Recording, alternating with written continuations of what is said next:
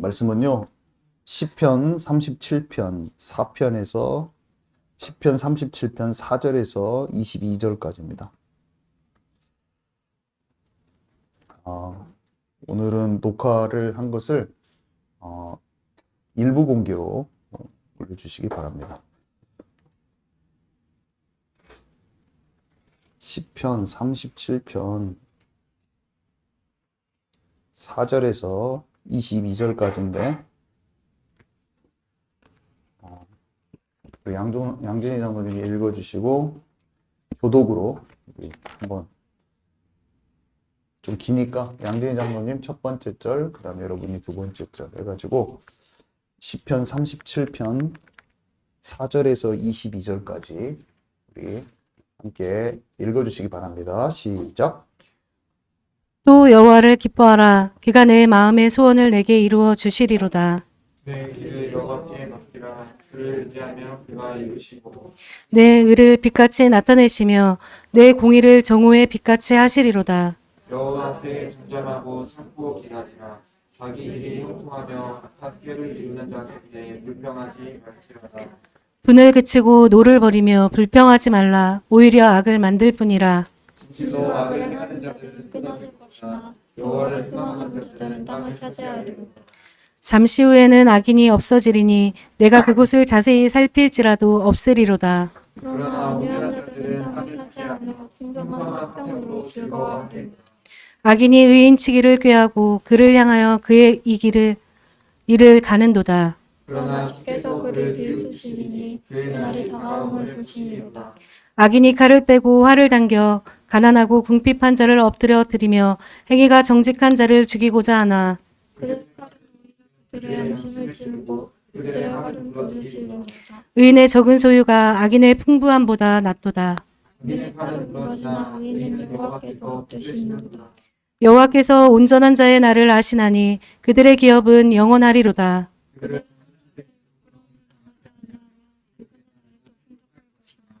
악인들은 멸망하고 여호와의 원수들은 어린 양의 기름같이 타서 연기가 되어 없어지리로다. 악인들은 꼭 의인은 은혜를 두고 주노다. 주의 복을 받은 자들은 땅을 차지하고 주의 저주를 받은 자들은 끊어지리로다. 아멘. 네. 다윗의 시를 보면요, 여러분, 아이고 뭐 이렇게 이 사람은 막 이렇게 구구절절히 이렇게 여러 가지 말을 써놨나 싶겠지만 우리의 신앙의 연륜이 깊어지고 우리의 마음의 혼의 싸움이 거세어지고 삶에 이제 영적 전쟁이 내가 실제로 영적 전쟁을 하기 시작하면 이 다윗의 시편이 왜 이렇게 막 어려운 말을 써놨어가 아니라 점점 우리에게 와닿죠. 와닿아요. 그리고 버릴 것이 하나도 없어. 그리고 하나님이 왜 이렇게 기록해 놨는지를 우리가 깊이 알게 되고 그렇습니다. 그래서 참 어릴 때는 몰랐지만 믿음이 깊어질수록 하나님을 알수록 다윗이 하나님이 그 교제함 묵상함 속에서 하나님과 교제함과 묵상함 속에서 남겨놓은 자기 내면의 상태가 그대로 적어져 있고 그 묵상의 글들이 마치 속담 같아요. 그 진리를 자기의 표현대로 진리를 풀어놓는 것인데 진리 그 자체거든요. 이 세상의 모습 그 자체이고 사람들의 마음에 일어나는 것 그 자체이고 하나님의 말씀에 이 진리의 등불이 비춰졌을 때 어떻게 동작하는지 막 다 설명하고 있어요, 사실은. 엄청난 글들인 겁니다. 근데 이것에 담겨져 있는 영적인 원리가 내가 세상을 좀 이렇게 살아가려고 이런저런 가치관을 가지고 살아가려고 하는 것보다 이 다윗이 남겨놓은 영적인 원리가요, 비교할 수도 없이 우리에게 도움이 된다는 거예요, 여러분. 이해하시죠? 여러분도 영적인 감각이 있으시니까 아실 거라고 믿습니다. 오늘 제목이 제가 여기 이제 제목을 좀 바꾸어 봤는데 우리에게 필요한 세 가지 훈련이라는 제목으로 제가 오늘 말씀 나눌 겁니다. 우리에게 필요한 세 가지 훈련인데요. 우리의 삶에 많은 연단과 훈련이 필요하다는 말을 계속 해왔습니다. 왜냐하면 이유는 이거였어요. 하나님 없는 삶이 나에게 이미 그 하나님 없는 습관과 체질, 생각의 패턴, 삶의 패턴을 이미 많이 만들어 놨기 때문이에요. 그래서 저와 여러분은 우리가 육신 체질이 영적 체질로 바꿔져 가는 그 광야길에 서 있었던 이스라엘 백성과 똑같다라는 것을 항상 우리가 인식해야 됩니다. 아, 나는 참 육신 체질이 많아. 이렇게 우리가 인정하면 되는 거예요.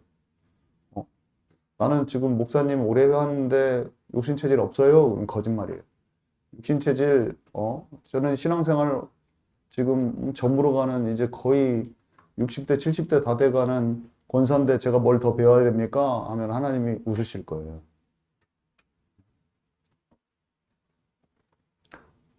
에녹이요, 몇 살까지 살았죠?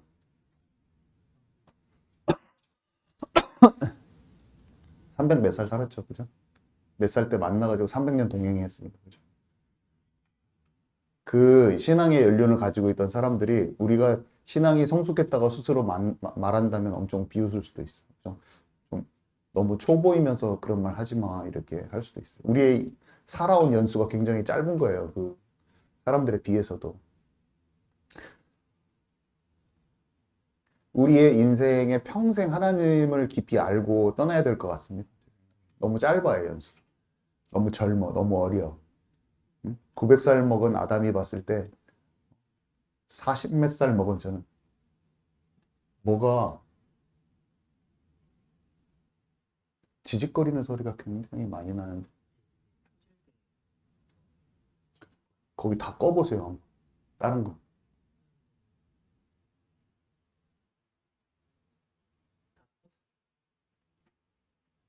무슨 팝콘 튀기는 소리가 계속 나. 여러분 안 나십니까? 팝콘 튀기는 소리 안 나세요? 나만 나나?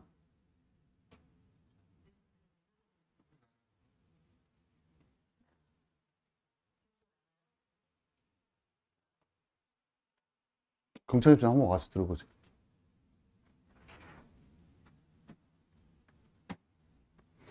그 소리가 안 나요? 저만 나요?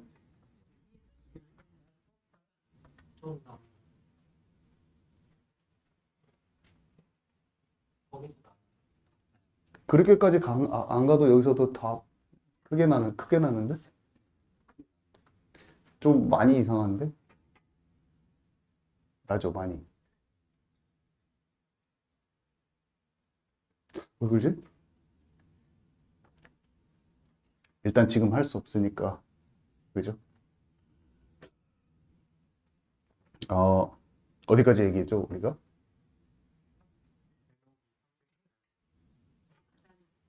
아, 우리의 신앙 연수가 짧다는 것을 알고 잘 배워가시게요? 네. 어, 첫 번째는, 그러니까 그래서 우리의 삶에 이미 소리가 너무 많이 나네. 네.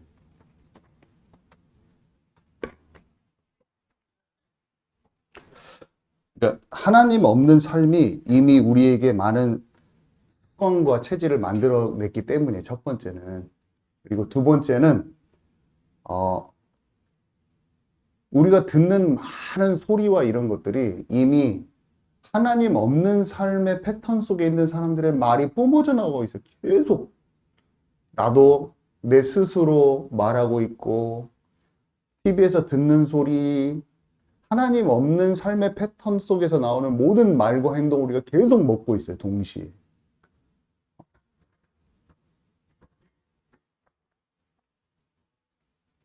네, 꺼졌습니다.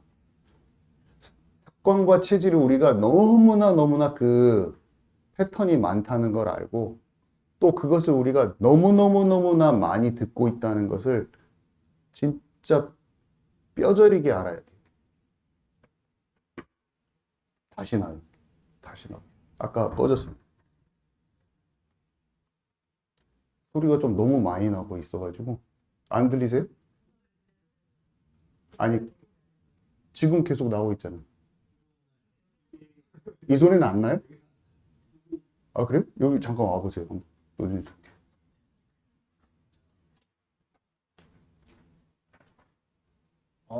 소리.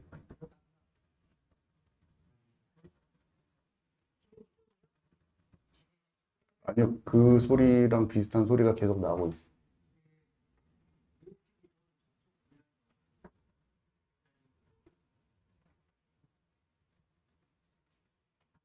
근데 이쪽을 꺼버리면 되잖아요, 그럼.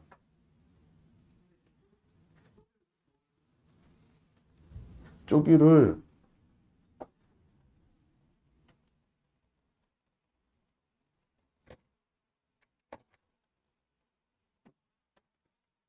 여기서 소리가 나고 있네요, 지금.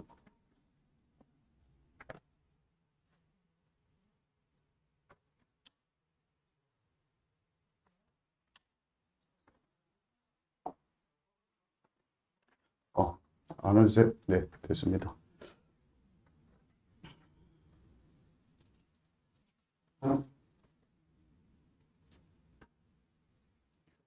다시 나네. 네. 소리가 너무 거슬려가지고 못하겠어요. 좀 끄고 하도록 하겠습니다.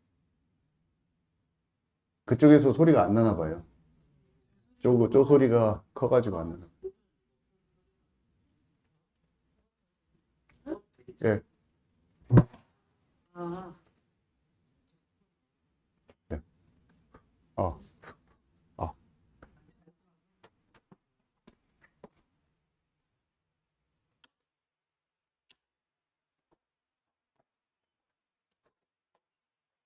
이거 한번 맞춰야 될 것 같습니다. 네. 우리 시작하도록 하겠습니다. 그래서 첫 번째 훈련은, 세 가지 훈련을 좀 말하고자 하는데요. 첫 번째는 잠잠하는 훈련이에요. 첫 번째는 잠잠하는 훈련. 두 번째는 선택과 도전하는 훈련. 세 번째는 그물 망짜기 훈련. 제가 이렇게 잡아봤어요. 제가 무슨 얘기를 할지 한번 잘 기대하는 마음으로 한번 들어봤으면 좋겠습니다. 첫 번째 잠잠하는 훈련인데요. 이 다윗이 이것을 말년에 썼어요. 거의 말년에. 할아버지 돼가지고 이제 어떤 마음으로 썼겠어요. 이게 다윗은 진짜 생각이 많아서 하나님 안에서 생각이 많고 자기를 엄청 돌아봤거든요. 근데 다윗이 알았죠. 지금 딱 봐도 여기 여호와를 기뻐하라. 그가 네 마음의 소원을 내게 이루어 주시리로다. 네 길을 여호와께 맡기라. 그리하면 그를 의지하면 그가 이루시고 네 의를 빛같이 나타내며 네 공의를 정오의 빛같이 하시리로다. 여호와 앞에 잠잠하고 참고 기다리라. 자기 길이 형통하며 악한 꾀를 이루는 자 때문에 불평하지 말지어다. 얼마나 다윗이 힘든 일이 많았어요, 여러분. 사울왕이 10년도 넘게 괴롭혔거든요. 근데 참을 만큼 참아본 사람이에요, 다윗이. 잠잠하고 참고 기다려보라는 거예요. 응?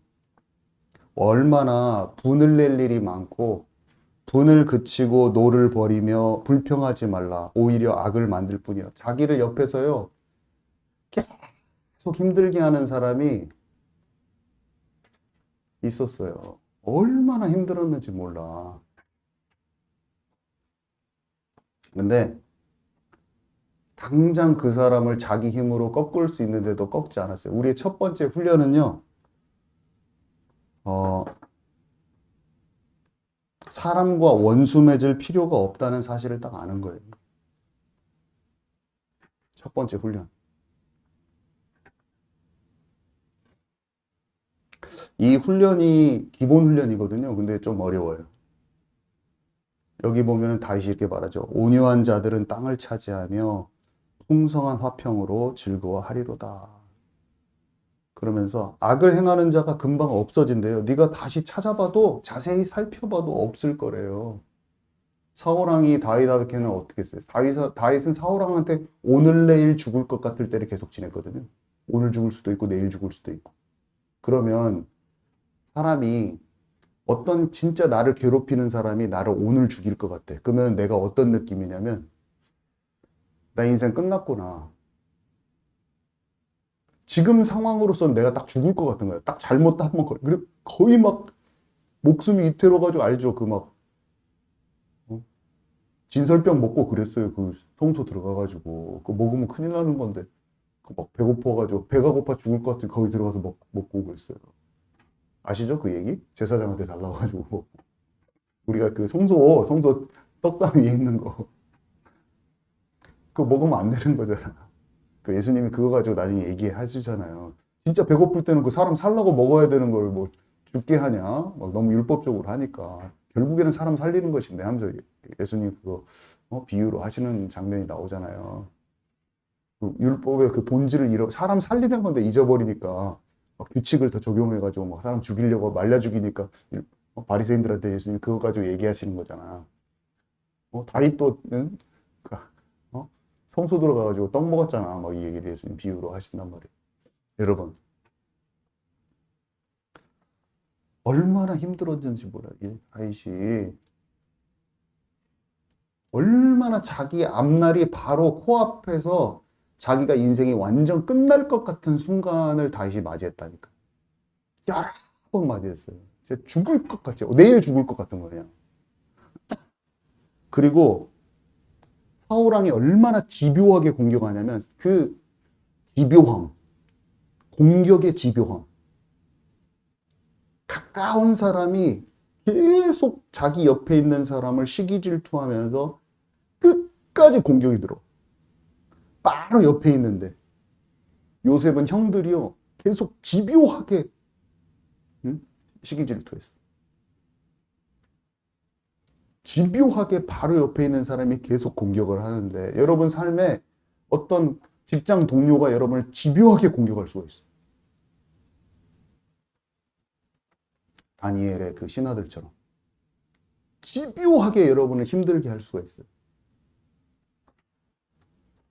근데 이게 기초 훈련이다. 기초 훈련. 다 옵니다. 다 와.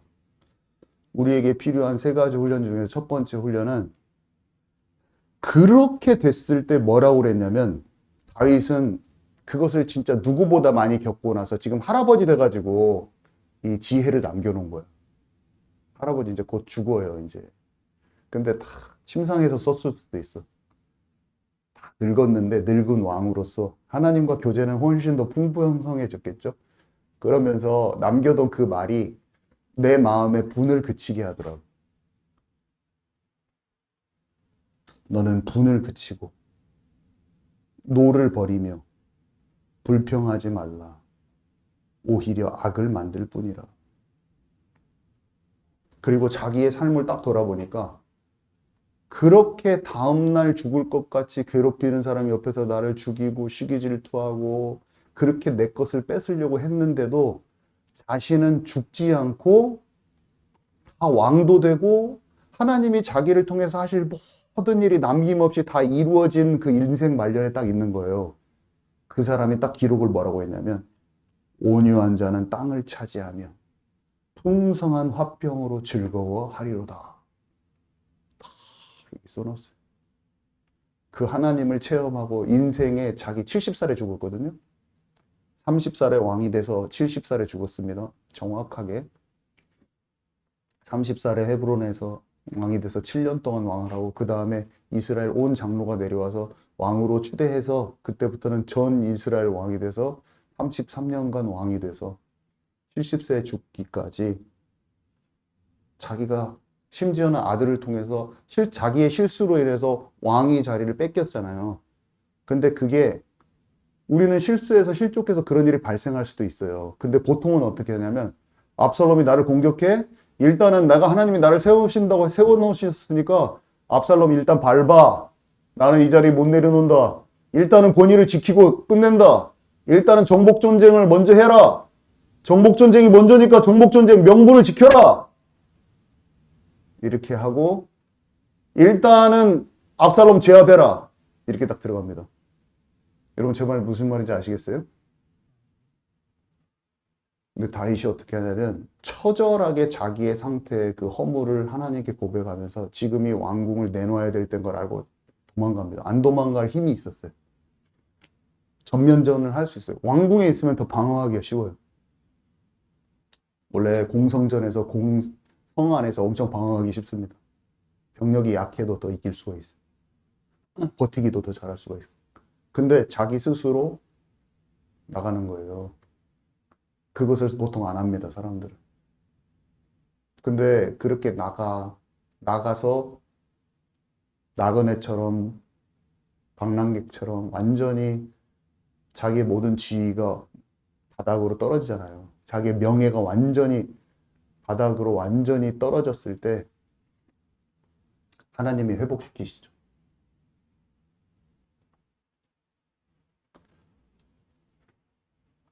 여러분, 다윗의 그것이 들리십니까? 생각을 한번 해보세요. 다윗이 선택한 것은 자기의 명예와 모든 게 실추돼도 상관이 없이 하나님의 뜻대로 딱 자기를 내놓은 거예요. 그러니까 하나님께서 완전히 끝난 것 같은데 어떻게 되냐면 다시 쭉 회복하셔가지고 남은 인생에 그를 통해서 하실 일을 하셨어요. 자기가 자기를 지켰으면 아마 사람들 눈에는 사람들 모르게 했을 수도 있겠죠. 그냥 잘 모르는 우매한 백성들의 마음은 훔쳤을지 몰라. 그냥 우리 왕이 잘 지켰구나, 압살롬 이겼구나, 딱 이렇게 하고. 그렇게 하지 않았어요. 그러니까 하나님께서 끝까지 다 지키고 돌보시고 하나님의 일을 끝내셨죠. 그리고 다윗이 고백을 한 거예요. 온유한 자들은 땅을 차지하고 풍성한 화평으로 즐거워하리도다. 굴곡도 있었는데, 자, 사울왕을요, 다윗이 어떻게 불렀냐면요. 사무엘하 1장에 보면 참 놀랍게도 사울왕을 갖다가 이렇게 불렀어요. 이스라엘아, 네 영광이 산에서 죽임을 당하였도다. 그렇게 힘들게 한 사람한테 이스라엘의 영광이라고 우선 말을 했어요. 자기 원수거든요. 원수예요. 모든 사람이 다윗의 원수라고 생각해요. 사울왕을. 부하들이랑 지금 현재 다. 지금 원수 상태야. 대적이야. 완전히 대적이고 평생의 대적이었어요. 근데 이스라엘의 영광이라고 불렀고 그 다음에 또 뭐라고 그러면 생전에 사랑스럽고 아름다운 자였도다. 이렇게 시를 써요. 그 다음에 또 뭐라고 써냐면 그 아들 요나단을 포함해서 두 용사가 엎드려졌도다. 이렇게 표현을 합니다. 사울왕이 개인적으로 원수였긴 했지만 그 전에 이스라엘 왕이라는 하나님 질서 가운데 기름 부은 왕이라는 것을 그대로 인정을 해놓았어요.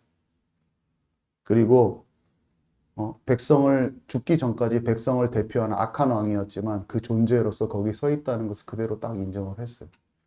좀 다르죠, 우리의 생각. 우리는 도덕적으로 결함이 있고 하면은 일단 전면 무시하면서 다 그렇게 해버리잖아요. 하나님이 세우신 자를 그대로 이렇게 인정을 하고 딱 있어요. 자기가 처리를 안 해요. 일단 자기가 그 사람을 처리하지 않아요. 그 사람을 그 왕 자리에서 주저앉히는 거를 자기가 하지 않아요. 하나님이 세우셨으면 하나님이 처리하시게 놔둡니다.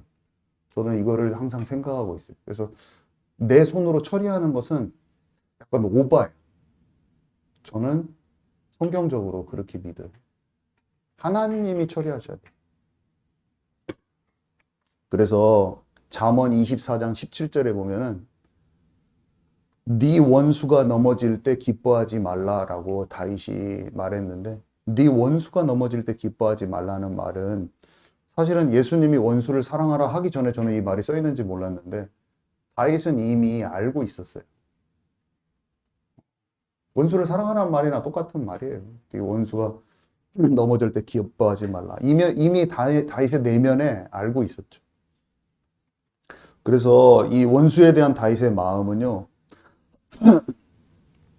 기름 부음 받은 이를 치는 것은 여호와께서 금하시는 것이다 라고 사무엘상 24장 26장에 말한 대로 영적인 사람은 사람을 공격하거나 사람에게 보복하는 것보다 하나님의 질서와 하나님의 마음을 존중하는 마음, 그걸 따르는 마음을 다 갖고 있다는 거예요. 우리가 오늘 다시 한번 그걸 생각해 보는 거고요.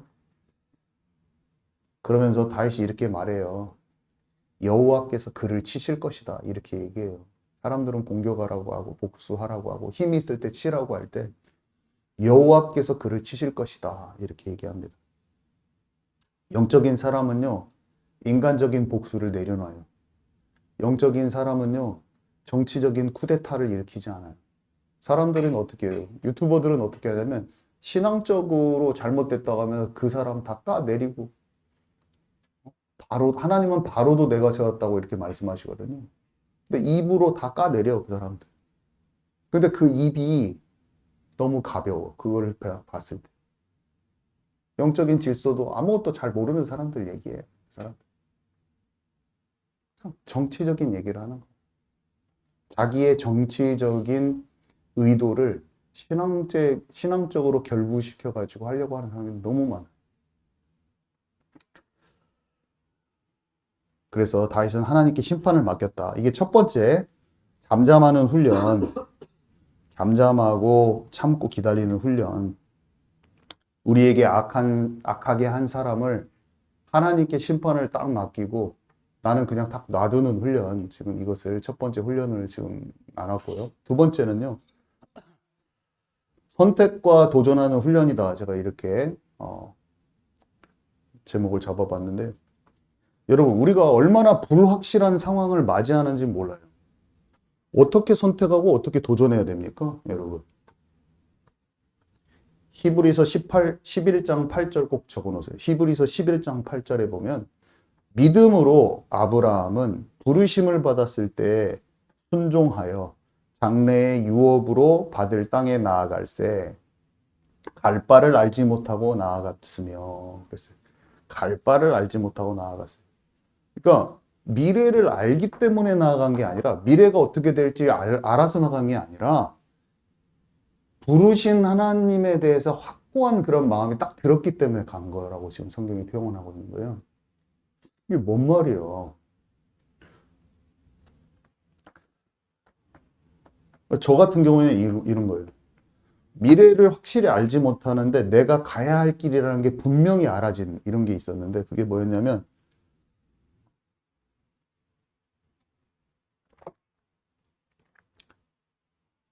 우리 부모님이 맞고 우리 부모님이 마음이 괴로워해도 박사과정을 그만두고 목회 쪽으로 가야 된다는 확신이 딱 드는 거예요.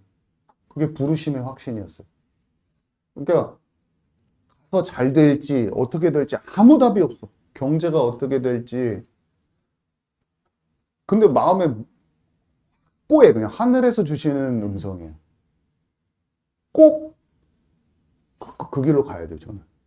무조건 확실히 알았어요. 그러니까 내가 아브라함이 갈 길을 알지 못하고 갔다가 한 그것이 내가 알아지는 거예요. 여러분 지금 말씀을 들으면서 잘 생각을 해보세요. 내게 주시는 음성이 있을 겁니다. 내게 주시는 음성. 내게 주시는 음성이라는 상황은 다 달라요, 사람이. 근데 나에게 주시는 하나님 주시는 영감이라는 게 있을 거예요. 제가 개척할 때는 거의 이런 각오예요. 우리 뭐 아내는 저를 잘 따라왔지만 저는 이런 각오예요. 가족들이 못 따라와도 나는 간다. 거의 이 정도예요. 여러분 어느 정도의 각오인지 아십니까? 십보라가 못 따라오잖아요. 모세를. 못 따라옵니다. 결국 못 따라왔어요. 자기의 주장이 강해서 못 따라온 거라고 볼 수가 있어요. 성경에 자세히는 안 나왔지만 대충 알 수가 있죠. 내게 원하시는 거면 나 그거를 간다는 그 각오로 지금 가는 거예요. 세임교회가 시작돼서 개척해서 나오는 그것이 그 정도의 걸음인 거예요, 저에게. 어떻게 보면 인간적으로는 어려워요. 하나님의 뜻을 따르면 쉽지만 내 마음이 하나님의 뜻을 따르면 쉬운 거예요. 여러분, 하나님이 나에게 뭐라고 말씀하시는 게 너무 중요해요. 근데 그것을 발견하지 못하면 어떻게 돼요? 자기 생각을 하는 거야. 자기 머릿속에서 자기 생각, 내 계획, 나의 궁리, 내 계산, 재고 또 재고, 상황을 재거나 상황을 계속 이렇게 되면 잘 될까? 저렇게 되면 잘 될까? 아니면 사람을 막 눈치를 봐가지고 이 사람한테 이렇게 잘하면 이게 될까? 남한테 의지해서 남이 이끌어주면 하고 아니면은 나는 모르고. 근데 하나님이 나에 대한 부르심이 있기 때문에 명확한 거예요. 아브라함. 하나님이 내게 주신 부르심이 있으면 끝나버리는 거예요. 아무도 못 막아. 부르심이 없는 상태에서 내가 재는 것은 아무것도 아니에요. 사람의 방법으로만 가는 거예요. 모든 게. 이 교회와 저의 개인의 인생과 우리 가정과 우리 교회는요. 저는 이 교회가 하나님의 뜻하심의 부르심 가운데 세워졌다고 믿기 때문에 가는 거지. 그런 게 아니잖아요. 그러면 있을 필요가 없어요. 그냥 제가 목회자로 부르심이 없으면 안 해야 되는 거예요. 저는 확고해요. 그냥 그 정도의 믿음이 있기 때문에 목사를 하는 거예요. 목사는 직업적으로 이렇게 신학교 나와서 하려고 안 돼요. 제가 아무리 생각해봐도 그 사람은 피골이 상접하고 자기 눌려가지고 수고하고 짐진 상태로 하다가 목회 끝나. 제가 봤을 때는. 근데 하나님이 아무리 작은 교회고 아무리 미션이 작은 교회고 그래도 그 사람이 부르심이 있다면 그 사람이 거기에 있어서 흔들리지 않아요. 절대 흔들리지 않습니다. 일반 삶도 마찬가지인데 나의 업이나 작은 일을 이것을 가요펌을 나한테 맡기셨다 이 느낌하고 아니면 맨날 그것을 맡기셨나 안 맡기셨나 그러면 그 영적인 주인의식과 정체성 자체가 이미 흔들릴 거예요, 매일. 근데 장로님 얼굴이 지금 평안해. 그러면 편안한 거. 예를 들면 그거예요. 똑같아요. 이게 맨날 불안해. 그래가지고 신학교 와서 뭐 하냐. 나를 하나님은 이거를 지금 신학교를 불렀나 안 불렀나.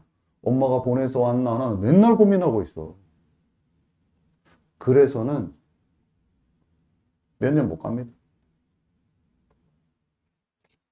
나의 어떤 것에 대한 정확한 부르심과 알아야 돼요. 그러면 흔들리지 않는 거예요. 이 부르심은요, 감정적인 게 아니에요. 이 부르심은 절대 감정적인 것이 아니에요. 감정적으로 될 수가 없어요. 아니면 누가 이렇게 잘해보자 해서 되는 것도 아니에요. 하나님이 내게 주신 부르심과 거기에 대해서 내가 합당한 부르심에 대해서 반응한 것은요, 영적으로 그 내면에서 실제로 일어나야 돼요. 성경에 보니까 야고보서 1장 6절에서 8절 보니까 두 마음을 품어 정함이 없는 사람은 무엇이든지 죽게 얻기를 생각하지 말라고 그랬어요. 두 마음을 품는다는 게 뭐냐면요. 이것도 아니고 저것도 아니고 맺고 끊음이 확실치 않은 거예요. 두 마음이 푸는 거. 두 마음을 품으면 비슷해요. 이것도 아니고 저것도 아니고 막 잘 몰라. 맺고 끊음이 확실하지가 않아. 이게 이렇게 딱 되고 이게 없어. 마음이 몰라. 내 스스로 나를 몰라. 누가 시켜줘서 하면은 하고 밀면은 하고 밀어주면 하고 아니면 못하고 막 계속 누가 끌어주면 가야 되고 계속 몰라. 또 사람 눈치를 봐야 돼. 계속 그래서 이 사람이 말하면 그 사람 말에 동의해줘서 네 맞아요 그렇게 할게요. 또 이 사람이 말하면 네 맞아요 그렇게 할게요. 계속 그렇게 내 그 마음에 영적으로 하나님과 딱 해서 딱 결정된 그게 딱 없어. 근데 이 선택과 결단을 해서 도전하는 이 훈련은요, 하나님이 꼭 내면에 내가 딱 정해지는 거예요.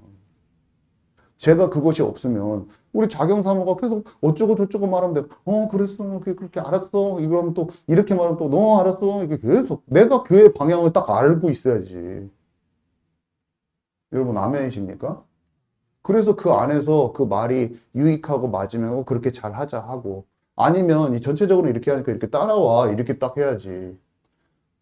누가 이 말하면은 아유 이거 말하면 이렇게 가볼까? 또 이렇게 하면 또 저렇게 가고 기본 큰 틀에서 주님이 원하시는 게 딱 나와버려야 돼요.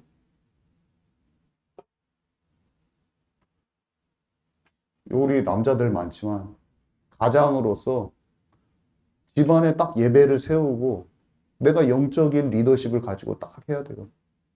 아내를 사랑하고 존중하고 좋아. 공처가 애처가 아내가 머리가 돼가지고 남편 목을 다 돌리고 있는 집이 되면 안 돼. 남성들은 영적인 주도권을 잡고 영적인 리더십을 발휘하시기 바랍니다.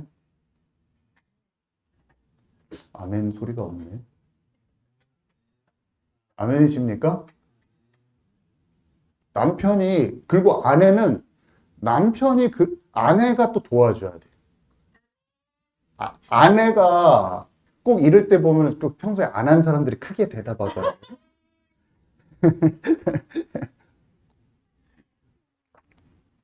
아니, 아내가 그걸 도와주지 않잖아요. 그러면 남편이 하고 싶어도 또 안 돼.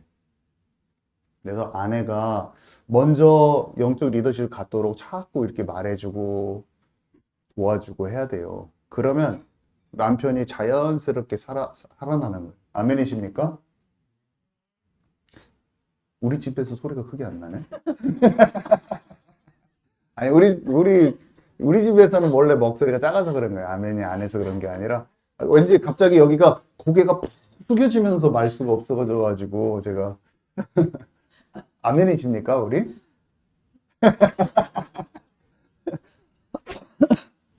더 이렇게 잘 해주고, 이렇게 하면 됩니다. 그래서, 이 자기 감정대로 하는 것도 아니고요. 맺고 끊으면 확실치 않은 것도 아니고, 하나님과 함께 하면서 그 나의 어떤 방향과 부르심에 대해서 확정되는 일이 있어야 되는데, 이 훈련이 필요하다. 지금 그거를 설명하려고 하는 거예요. 부르심에 대한 확정이 딱 들어오는 거예요. 그게 수고하고 무거운 짐을 벗어나는 첫 번째 길이에요.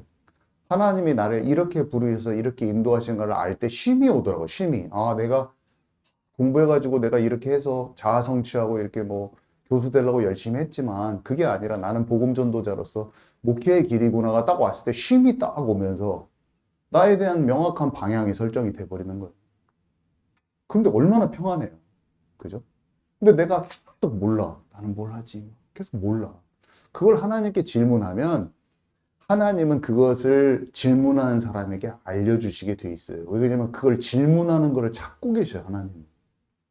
나의 역할과 분량과 이 시대에 하나님 내가 뭘 하기 원하십니까? 여러분, 여기 우리 교회에 있지만, 우리 교회에서 그냥 덜렁덜렁 있다가 막, 다른 너머의 교회 갔다가 또 저쪽 갔다. 그 길이면 그 길을 가르쳐달라고 하시고, 만약에 여기에서 같이 함께 된 분명한 이유가 있으면 경빈이는 질문해. 정용 목사님이랑 중학교 때부터 맨날 같이 했는데 무슨 이유로 뭘 합니까, 주님? 저의 미션도 알려주시고 저의 삶의 목표를 선명하게 알려주세요.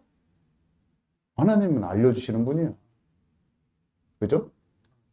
알려주세요. 제가 아무리 저한테 알려주세요. 제가 잘 모르는 것 같으니까. 그럼 하나님 나한테 안 알려줘. 왜냐면 내 마음이 준비될 때 알려줘요. 그리고 내가 나한테 알려줘. 나를 알려줘. 그러니까 기도를 하세요. 그러면 지금보다 훨씬 더 선명하고 분명한 어떤 그냥 하나님의 계획이 있어요. 그리고 그것을 하나님 알려주시기를 원하신다. 우리가 생각하는 것보다 하나님은 우리에게 훨씬 더 말씀하고 싶은 게 많다. 여러분 꼭 깨달으시기 바랍니다. 최근 한 5년, 10년 계속 제가 알아지는 것은 굉장히 구체적으로 많이 알려주신다. 그리고 성령의 음성이라는 것은 너무 확실하다. 더 들을수록 더 구체화되고 더 선명하다. 그래서 어려운 문제들 있잖아요. 가정사에 어려운 얘기도 있고 주께 뜻을 물어보세요. 여러 가지. 질문하세요. 답답한 것도 하나님께 좀 질문 좀 하고 하나님이 알려주셔요. 우리에게 기다려 말할지 알려주신다니까요. 우리 교회 기도 응답이야. 하나님, 우리가 1,000만 원에 60만 원 정도 정했어요. 교회 식구들끼리 주님 응답 주세요 하는 게 기도의 제목이었잖아요. 우리가 이리저리 알아봤더니 우리 교회 깜냥은요 3,000만 원까지도 안 돼요. 1,000만 원에 한 60만 원 정도네요. 주님 응답하여 주옵소서. 오랜 시간이 걸리지 않게 우리는 찾을 수 없는 하나님의 것을 만나게 하옵소서. 예비된 처소를 찾게 하옵소서에 대한 하나님의 답이라니까요. 우리가 거기 앉아 있잖아요, 지금. 하나님 여러분 안 살아계십니까? 그냥 이것보다 더 큰 증거가 어디 있습니까? 어떻게 더 크게 알려주냐고, 더 선명하게 막 더 말해주냐고. 이 정도면은 충분히 하나님 살아계신 증거로, 인도받는 증거로 말할 정도였어요. 근데 그 하나님이요, 언제든지 우리의 기도에 여러 가지 방법으로 응답하신 하나님이 우리 아버지고 지금도 인도하고 계셔요. 진짜로 묻는 자에게 하나님께서 여러 모양으로 말씀해 주신다는 거예요. 우리가 교회가 이렇게 이 땅에서 들어온 것을 그냥 또 우리가 또 열심히 해서라고 생각하십니까? 아니면 진짜로 주님께서 인도하셨다고 생각하십니까, 여러분? 하나님을 느낄 수가 있어야 돼요. 합당한 대로 인도받은 걸 느낄 수 있어야 돼요. 여러분, 아멘이십니까? 내가 뭐 설득하는 거 아니죠? 약간 설득하는 느낌이 들어가지고. 완전 동감적인 아멘이 안 들면 저는 설득하는 것처럼 느껴가지고, 그렇게 느끼고 싶지 않아서. 자, 그래서 이 선택을 할 때는 갈라디아서 1장 10절, 제가 자주 말했지만, 내가 사람들에게 좋게 하랴, 하나님께 좋게 하랴, 사람들에게 기쁨을 구하랴, 내가 지금까지 사람들의 기쁨을 구하였다면 그리스도의 종이 아니리라. 제가 부족한 점도 많고 모난 점도 많고 그렇지만 제가 한 가지 딱 하나님이 기뻐하시는 부분이 한 가지가 있어요. 그게 뭐냐면 사람 눈치를 안 봅니다. 그랬다가 망하는 걸 처절하게 알고 있어서 사람 방법 쓰는 사람이랑 대화하고 싶지도 않아요. 사람 방식으로 하지 않아요. 인본주의 같은 게 무서운 게 없어. 사람은 착하고 막 이렇게 하면은 그게 진짜 같잖아요. 아무리 착하고 선해도 그 사람 마음에 막 부지런하고 막 그래도 그 사람의 마음의 중심에 사람의 방법이 더 차 있으면 그게 악한 거예요. 제가 그런 착한 사람들보다 좀 세게 막 제가 이렇게 할 수 있어요. 근데 정작 따르는 것은 하나님의 인도받는 쪽으로 더 움직일 수도 있어요. 여러분, 악한 것에 대한 기준이 뭔가요? 자기 생각대로 하는 게 악한 거예요, 사실은. 근데 자기 스스로 심성이 착해. 근데 자기가 악하다고 못 느낄 수도 있어요. 그러면 어디서 개미 한 마리 안 죽인 착한 사람인데 자기 생각과 자기 수준이 가득해. 그 사람이 악한 거예요. 여러분, 진짜 아셔야 됩니다. 뭐가 악한 것인지. 어떤 상황을 보는데 내 관점으로 딱 보고 있는 그게 악한 거예요. 여지를 안 줘. 하나님이 일하실 여지를 안 줘. 딱 내가 딱 팔짱 끼고 그것은 내 생각엔 이래. 나의 좋은 생각이요. 내 생각에는 이거요. 그게 악한 거예요. 내 좋은 생각. 도덕적, 윤리적, 상식적으로, 유교적으로 합당한 그 생각. 딱 내 생각에는 그게 악한 거예요. 다 막아버려, 하나님의 생각. 여러분, 진짜 뭡니까? 그게 여러분 안에 있습니까? 그게 뭡니까? 그것 때문에 망하는 거예요.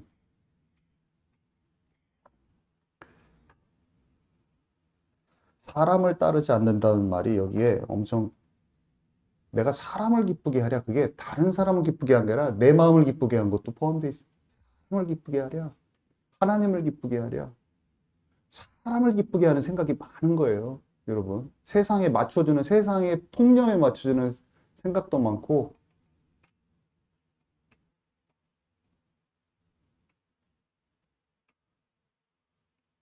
모르겠어요. 저는 여기까지밖에 설명이 안 돼요. 왜냐하면 그냥 이런 느낌은 딱 와는 거예요. 사람 생각에 이 사람이 모든 일을 잘 처리해.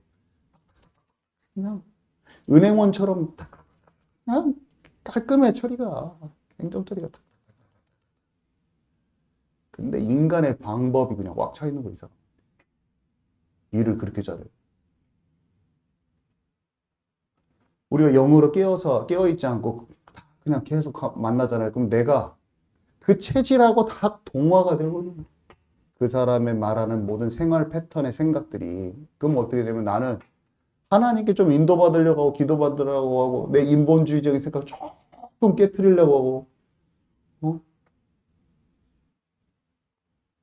근데 쏙 녹아 들어가가지고 그 사람의 패턴, 삶의 패턴, 똑똑한 그 패턴, 똑똑한 그 삶의 패턴에 딱 녹아 들어가 또 겨우 방언받아가지고 우리가 이제 영으로 이제 조금 생각이 영으로 조금 깨어지려고 하고 은혜 받으려고 하고 내 생각에 세상의 상식적인 것을 이제 넘어서면서 조금 하나님의 생각적으로 인간의 그 방법 쓰는 게 조금 치유되려고 그러는데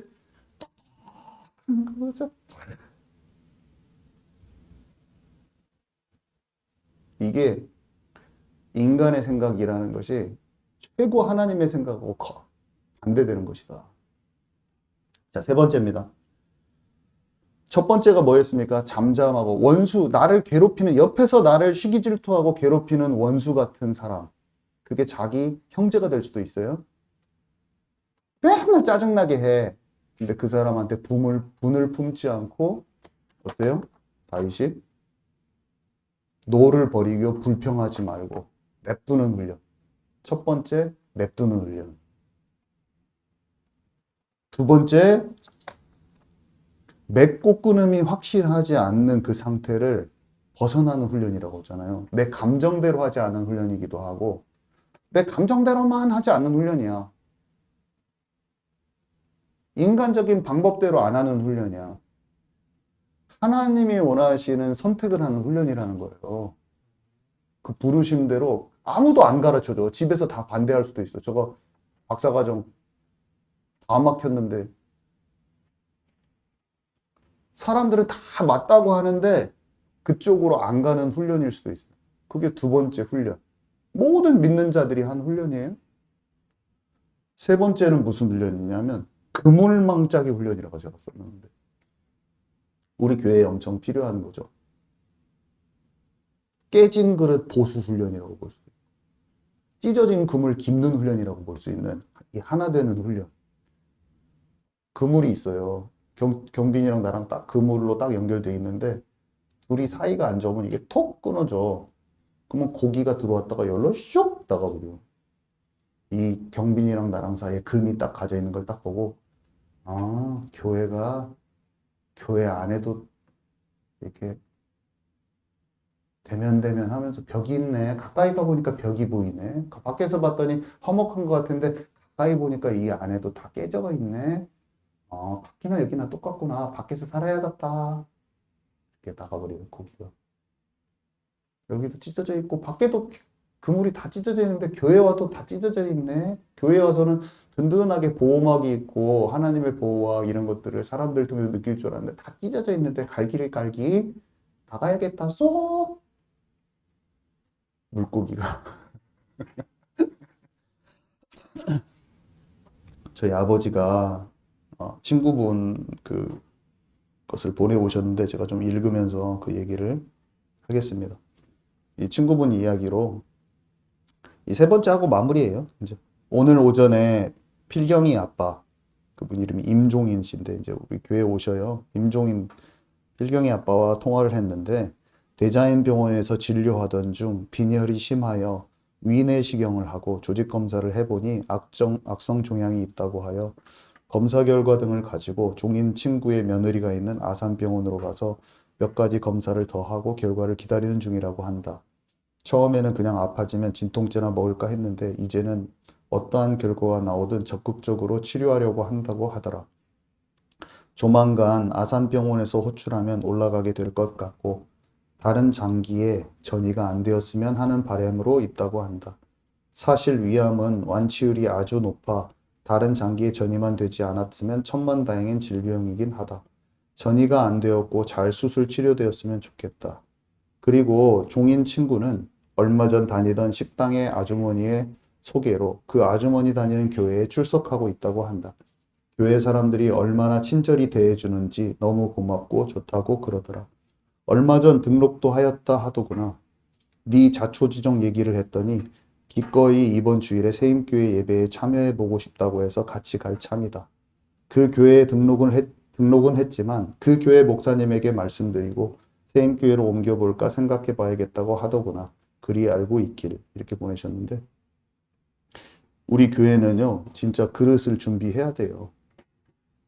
새지 않는 그릇, 찢어지지 않는 그물을 짜야 되는데, 제가 이거를 읽으면서 드는 생각이, 계속 연락을 하라고 하셨는데, 제가 하도 연락을 했다가 이제 안 받으시더라고요. 제가 이제 번호를 몰라서 그러셨나 봐. 그래서 제가 이제 메시지도 남기고 다시 했어야 되는데, 하도 연락을 안 하는데 그 사람의 마음은 영혼이 갈급하니까 하나님이 그냥 교회로 다른 사람 통해서 연결을 해주셨더라고요. 그래서 마음이 좀 빨리 했어야 되는데, 갈급한 심령이니까 그냥 하나님의 아래 사람 보내버리구나. 막 이런 생각이 들면서 또 스스로 우리 교회 오실 마음이 있잖아요.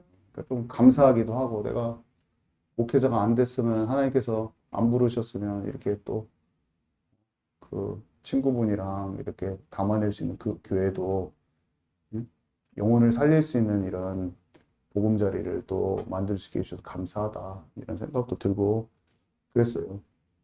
그리고 우리가 여기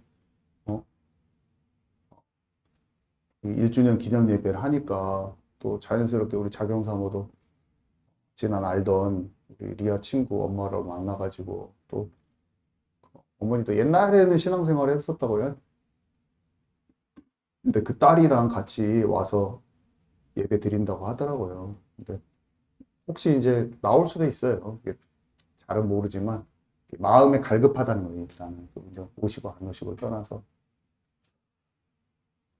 저는 그렇게 생각해요. 하나님이 진짜 살아있는 교회의 영혼들을 이렇게 붙여주지 않을까요? 진짜 성경을 보면요, 많은 사람이 있는데 빌립 집사한테 가서 만나라고 그래요. 내시를, 이디오피아 내시를 그 사람한테 지목해서 빌립 집사한테 가서 만나라고 하거든요. 하나님이요, 어떤 소중한 살릴 사람이 있으면 살아있는 교회에 하나님이 보내시기를 원하실 것 같아요. 교회들이 다 살아있지는 않고 또 가는 과정이 있잖아요. 막 교회가 막 싸우고 있어. 거기 하나님이 영혼을, 진짜 생명 살리고 싶은 영혼을 인도를 해가지고 그 교회에 저는 안 보내실 것 같아요. 우리가 여기 뻔히 교회가 있어. 시온반석 교회 있고 우리 교회 있고 몇몇 교회가 있는데, 그 교회가 사람 수가 적어도 안정화돼 있고 마음이 막 치유받아가고 서로 그물이 짱짱하고 이런 데 보내지. 응? 마음밭이 막 갈라져 있고 영으로 막 하나 되지 않고, 그게 아직은 준비가 안 됐구나. 주님이 그런 마음이야. 그럼 나 같아도 안 보내. 나 같아도 내 기준, 리아가 우리 어디 서울 가서 공부했어. 그럼 교회가 많은데, 저기 교회, 개척교회니까 어려우니까 그 리아를 거기 보내고 싶기보다 큰 교회, 작은 교회를 막론하고 영적으로 잘 안정화돼서 이게 리아를 잘 돌봐줄 수 있으면서 치유받은 교회로 저는 보내고 싶어요.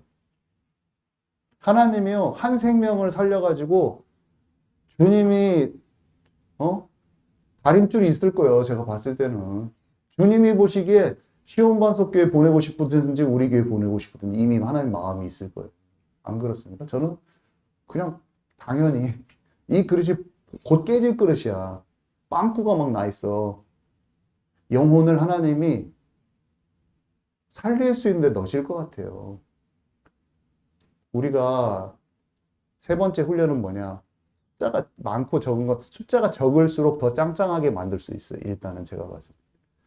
더 클수록, 사람이 많을수록 훈련을 한꺼번에 시키기가 더 힘들다. 우리는 시작됐을 때 여러분 좀 마음을 다 하세요. 교회의 헌신을 우리가 왜 해야 될까요? 교회 막 뭐 좀 잘 꾸미려고? 이거는 지나가는 곳이에요. 다 우리는 진을 치다가 움직이잖아요.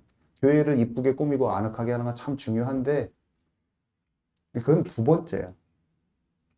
우리 자신이 진짜 살아있는 예배를 드리고 오는 한 생명이 진짜 영으로 육신적으로 평안하게 치유받고 주님을 만날 수 있게 도와주는 그런 교회 지체가 돼야죠. 여러분, 교회 지체로 우리가 멀지는 않다고 생각해요. 전부 다 저는 가깝다고 생각해요. 우리가 멀게 있다고 생각하지는 않아요. 근데 진짜 영 안에서 서로를 용서하고 용납하고 대면 안 하고 정말 그게 있어야 되는 것 같아요. 다 진짜 진짜 가족처럼 영으로 하나 되면서 마음을 터놓고 여러분 그러지 않을까요? 여러분 제 말 맞나요? 꼭 그렇게 돼야 돼요. 그냥 우리 교회는 비록 작아도 어쨌든 같이 연약한 점 용서하고 막 통회하고 자복하고 진짜 우리 안에 있는 것들을 상하고 어려운 것들을 끊임없이 하나님께 쏟아내고 기도하고 내 자신을 하나님께 풀어내기도 하고 상대방도 용납하고 뭔가 벽이 있고 그런 것들을 그것을 그러면 어떨 때는 이런 것들이죠. 이걸 이 상황에서 내가 어떻게 무너뜨리지? 나는 이럴 때가 있더라고. 큰 갈등이 막 있고 해보니까 어떨 때는 내가 풀어지지가 않더라고. 숫자처럼. 이거 내가 풀 수 있는 문제가 아니야. 어떤 경우는. 주님께 기도하면 됩니다. 그래도. 꾸짖지 않고 후히 주시는 지혜를 주신다고 하셨어요. 그리고 때를 알려주시고 풀지 못하는 숙제는 없어, 주님은. 주님이 풀어주신다고 저는 믿어요. 우리가 할 수 있는 것은 답답한 심정 그대로 목 놓아 주님께 때로는 울고 그러니까 진심으로 기도하는 거예요. 진심으로 주님께 기도하고 우리의 마음을 풀어주실 분 주님이고 저는 그래요. 많이 풀어줬어요. 저는 우리 교회 우리 목사님도 어저께도 만나고 저는 마음이 좀 평안하더라고. 평안하고 밥 먹다 목사님 밥 좀 주세요. 저 좀 밥 좀 주세요. 목사님 밥 두 번 팍 퍼가지고 주시더라고요. 제가 봤을 때 저를 사랑하는 마음이 있어요. 목사님. 비록 우리가 교회가 나와 있지만 다 마음도 다 뭐 더 먹어 더 먹어 하면 막 보여주시고 나도 같이 막 달라고 해서 먹고 응? 마음이 다 풀어지는 거예요. 사람은 기도하고 어떤 그런 우리가 교단적인 어떤 그런 것들도 있잖아요. 풀어야 될 숙제들도 있지만 다 마음으로 하면 그런 게 다 풀어지는 거예요. 못 넘어설 갈등이 없는 거예요. 여러분 아멘이시죠? 괜찮아요. 다 사랑하는 마음으로 다 변한다. 우리가 우리 가운데 진짜 마음이 평안하지 않다면 우리가 어떻게 한 생명을 우리가 영혼들을 마음에 담겠습니까? 우리가 우리 서로 간에 진짜 어떤 상황에서든지 그 매듭진 것들을 실타래 같은 걸 풀어낼 수 있는 힘이 우리 작은 숫자 가운데 없다면 어떻게 영혼들을 담아내겠어요? 여러분 갖고 있는 실타래 같은 숙제들을 다 풀어내세요. 하나씩 하나씩. 하나님께 질문하세요. 하나님 내가 이 상황에서요. 어떻게 이거를 이렇게 진행을 할까요? 주님 내가요. 어떻게 이 실타래를 풀어갈까요? 이렇게 질문을 하세요. 그래가지고 다 풀어가게 우리는 하나씩 실타래가 풀리는 교회. 우리 이름 바꿀까? 실타래가 풀려나는 교회. 뭔가 매듭이 풀려나는 교회. 그래서 가정에서 부모 자식 간의 매듭이 없고 여러분 부모 자식 간의 매듭이 있습니까? 여러분 혹시 부모 리아랑 저랑 마음이 서로 불편해요. 그러면 안 되잖아. 그죠? 지난날에 아내와 제가 상처가 있어요. 그래가지고 막 그것 때문에 계속 힘들어요. 그러면 어떻게 해야 될까? 우리 상처도 있는 것도 있어요. 옛날에 힘든 부분에 제가 또 잘못한 것도 있고. 근데 그런 것들을 하나씩 풀어내가야 돼. 기도하고. 또 속상한 마음이 올라오면 또 대화해서 우리 다 잊어먹었는데 왜 또 속상하지? 옛날의 것이 올라왔는가 보다. 또 말도 하고 하나님 앞에 또 기도하자고 풀기도 하고 자녀와 부모 간에도요. 우리는 애들 어리지만 나이가 들수록 더 골이 생길 수도 있어요. 별것 아닌 것 같고 별거 아닌 것 같고도 그럴 수가 있어요. 그런 것도 복음 안에서 풀어나가고 대화도 하고 막 그렇게 해 하면서 풀어나가야 된다. 여러분 부모와 자식 간에 있는 거 골이 있으면 진짜 자녀들은 부모를 공경하세요. 진짜 사랑하는 마음으로 존중하고 공경해야 돼. 절대로 내 마음대로 짜증내면 안 돼. 부모는 윽박질러가지고 막 율법주의적으로 해도 안 되고. 그러니까 우리는 서로 그렇게 합시다. 여러분 아멘이시죠? 불신자 남편한테는 어떻게 했습니까? 진짜 현숙한 여인으로 마음을 단장하라고 그랬잖아요. 마음을 외모를 가꾸지 말고 내면을 아름다운 사람으로 만들으라고 했잖아요. 베드로가. 그가 그것을 보고 돌아올 수 있다고 그랬잖아요. 불신자 남편이 믿는 여자들 보고 세상과 다른 그 아름다움, 영의 아름다움, 내면의 아름다움을 보고 돌아온다고 하지 않습니까? 우리 교회는 그렇게 하게요. 그래서 부모 자식 간에도 마음이 풀어지는 교회, 점점 풀어지는, 내가 부모와를 진짜 존중하는 게 먼저구나. 다른 것보다, 사역보다도 먼저구나. 그것을 진짜 알고, 부모님께, 어머니, 아버지께 다 살갑게 할 줄 아는 그런 자녀들이 있는 교회. 자녀들을 몰아붙이지 않는 부모가 있는 교회. 부부 간에 상처가 과거에 있을지언정 서로 자꾸 사랑하는 표현도 더 하고 마음을 자꾸 그렇게 하는 거. 좀 그런 교회가 됩시다. 저도 그래서 우리 목사님한테 밥 숟가락 2공기 주라고 한 거예요. 남겼어 또. 욕심부리고 너무 많이 가져와가지고. 여러분 아셨죠? 네, 우리 기도하고 칠 건데요. 제 생각할 때는 좀 하나님이 약간 사람을 조금 몇 명이라도 좀 보내주시지 않을까? 약간 이런 예상이 듭니다. 이상하게.